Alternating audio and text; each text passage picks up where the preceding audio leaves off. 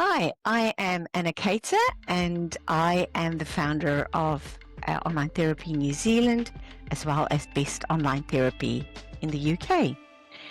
Today, I'm speaking to my colleague Jeffrey, and we are going to talk about mindfulness.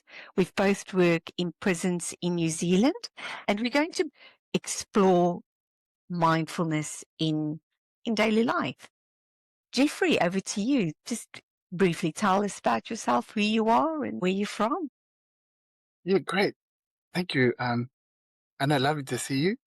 So I'm Jeffrey Robinson. I'm originally from New Zealand, from the Hawke's Bay. I'm Ngāti Kahungunu and Ngāti Pāhauwera. Those are my iwi. But I've been living up in Auckland for a long time, and like what Anna said, worked in prisons where Anna and I became friends. And so I provide cultural supervision and also counselling. That's lovely, Jeff. And I know that we both love mindfulness, and although it was one of the more difficult things that I've tried, because it's so easy for us to be in our minds, right? And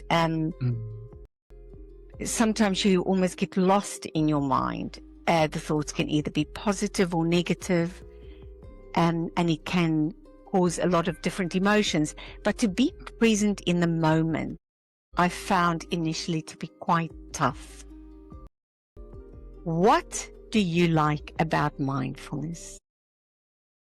Yeah. Well, I first began learning about mindfulness from practicing meditation. So I've done different forms of meditation, Vipassana meditation, and I've done martial arts where being exposed to other meditation techniques and Christian meditation. And what I found is that in time, the experience of meditation sort of overflowed into my life.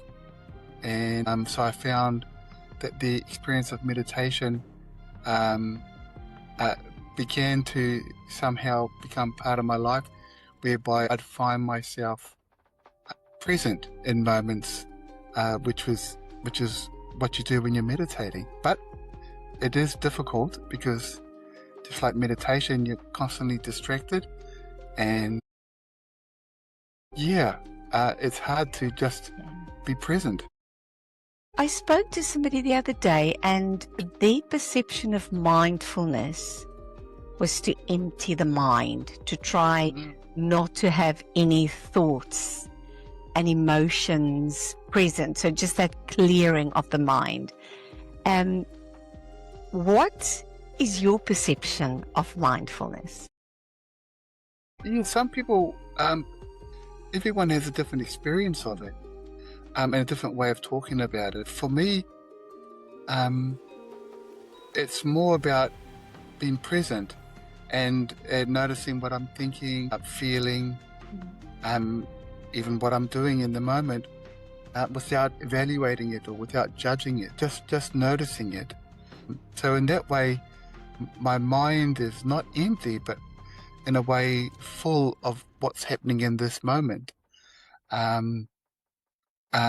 It can be really full because you can start thinking about other things, like what you have to go to the supermarket for, or what happened yesterday. But with mindfulness, you just keep coming back to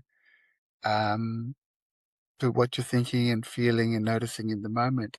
And that's noticing what's in yourself, but also what's happening around you in your environment. Yeah. Yeah, it's quite interesting. Hey, Mm. that was initially before I really went into mindfulness and had the mindfulness training. What you described just really makes sense. For me, it was, you know what? Mindfulness, you try to sit down on the floor, do that mindfulness sort of exercise, clearing the mind. It was a little bit different when I had my training in mindfulness. Corrections was actually quite great at training us what mindfulness meant, and that is to Yes. have the presence in the moment, being aware of what's happening, getting in touch with nature. I think we sometimes forget that we are nature creatures. We see ourselves as somehow removed from nature. Yes. We are in the homes and we're on our computers, whereas only 100 years ago, people were mostly outside, being part of nature, in the fields, getting things done. So just with the Industrial Revolution, I think there was that changeover where people started, well, I said 100 years ago, about 200 years ago, I guess, but more, we were in touch with nature, because when the Industrial Revolution came, people Yes. started manufacturing, working inside, and I think we lost touch with nature.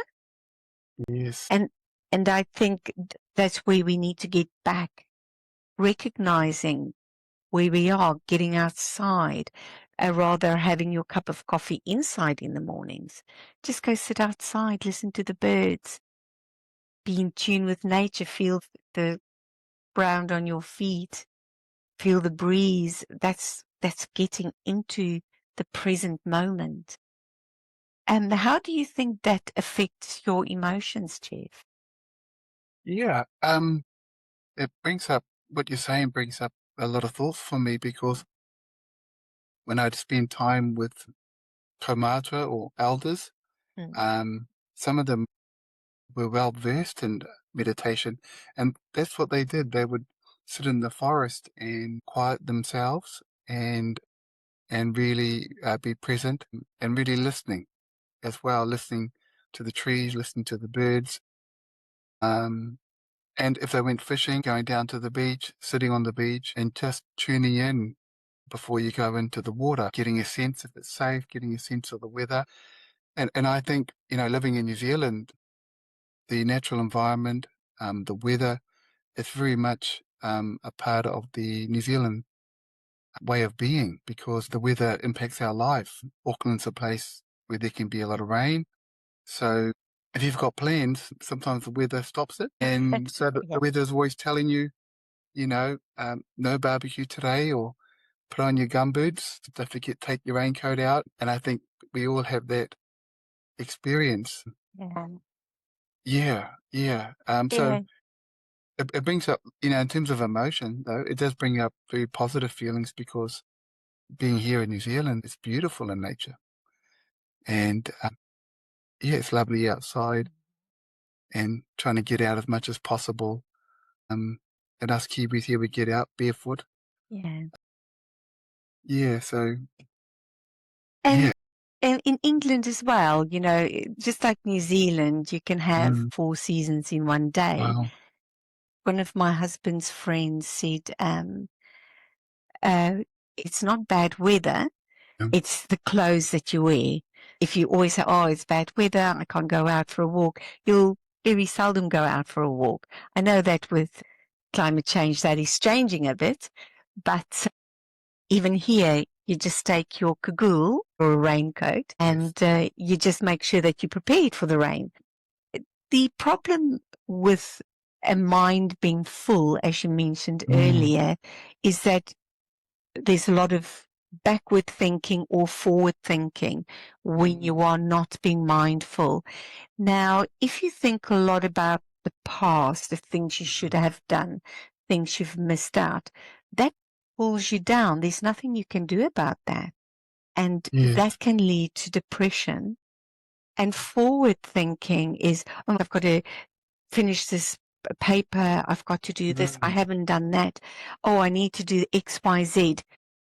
You get anxious. It leads to a lot of anxiety. Whereas if you're in the moment and you're just focusing on where you are, it actually yes. calms you down. It brings you back. It grounds you so that you can plan, you can have the focus and plan today for what you want to do in the future, but you are here. You're not in the future. And that Yeah. keeps you really, really grounded.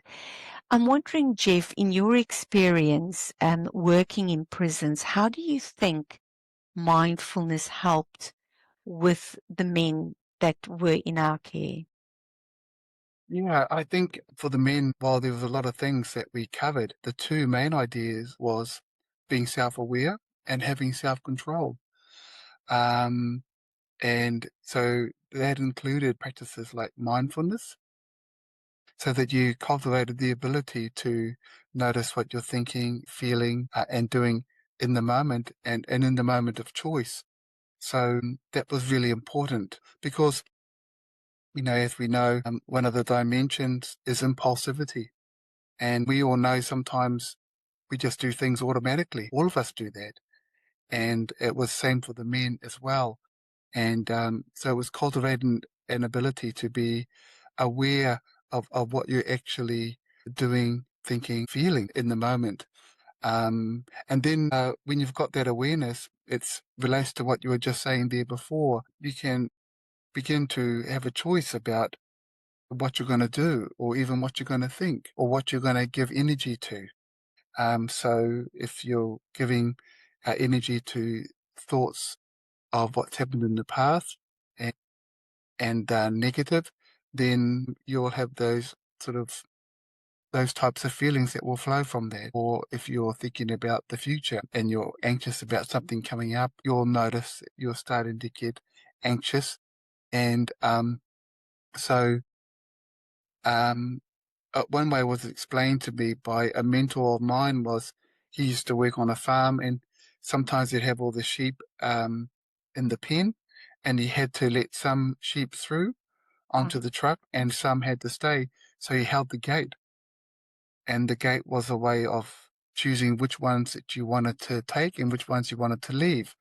And I think that's the same with mindfulness. Is it you when you become aware of what's happening for you in the moment, for example, your thoughts, you can choose if you want to give more energy to those thoughts, or draw energy away from it and focus on something else.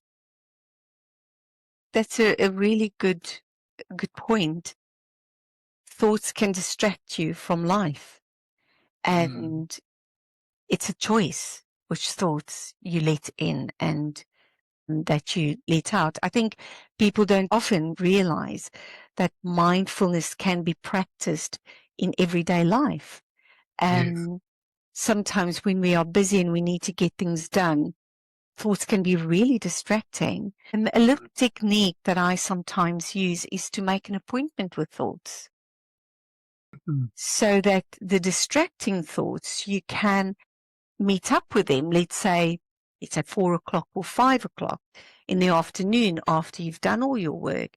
The important thing is to stick to the appointment so that your brain actually understands that 5 o'clock, that appointment will be coming. And in that way, when thoughts do pop up, you can even write them down and say, okay, I will address you 5 o'clock this afternoon. And then you can look at alternative thoughts when you get to that time, when you actually look at that thought. So just being mindful of what you're thinking, being mm, mindful of how you're going to address those thoughts so that you can stay focused in the moment. yeah. And it is a skill, like you say.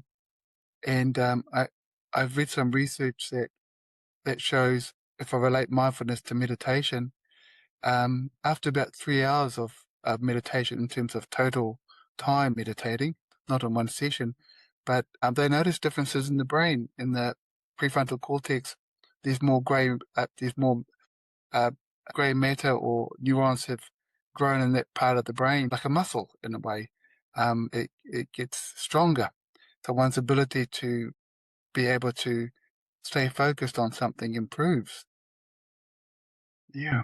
Oh, Jeff, it was a lovely little conversation we've just Mm. had, and I think it will give clarity to people who are not quite sure of what mindfulness Yeah. means for them, Um, and it is a skill to learn, and I think with a lot of men in prisons, it's a way to be where they are, not worrying too much about the future, not being too Yeah. depressed about what they've done to get them there, but to just live in the moment to help them through and get back into society. Yeah, and, an ability to notice if they're about to do something that was, say, antisocial or unhelpful. They Yeah. had the ability just to notice it at the time and have the ability to let that thought or that inclination pass.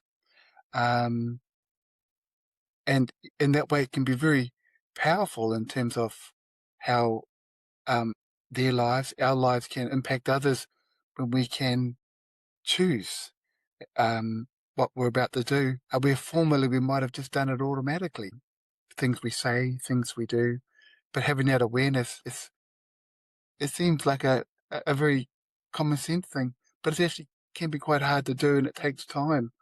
Yeah. Um, yeah. Thanks for your time today, Jeffrey. And we will be continuing with our conversations. The next one we spoke about is cultural supervision. That is something that you are an expert in, and we'll talk about that next time. That'd be great. Yeah, thanks, Jeff. It was lovely to see you, and we'll chat again soon. Thank you. Bye. See you later. Bye. This podcast is for educational and informational purposes only. The content presented is not intended to be a substitute for professional psychological advice, diagnosis, or treatment. We strongly recommend that you consult with a qualified psychologist, therapist, or other mental health professional for personalized counseling and support.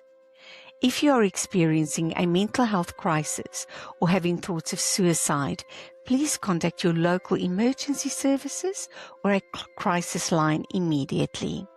The views and opinions expressed in this podcast are those of the hosts and guests and do not necessarily reflect the official policy or position of Best Online Therapy UK or Online Therapy New Zealand. Thank you for listening responsibly.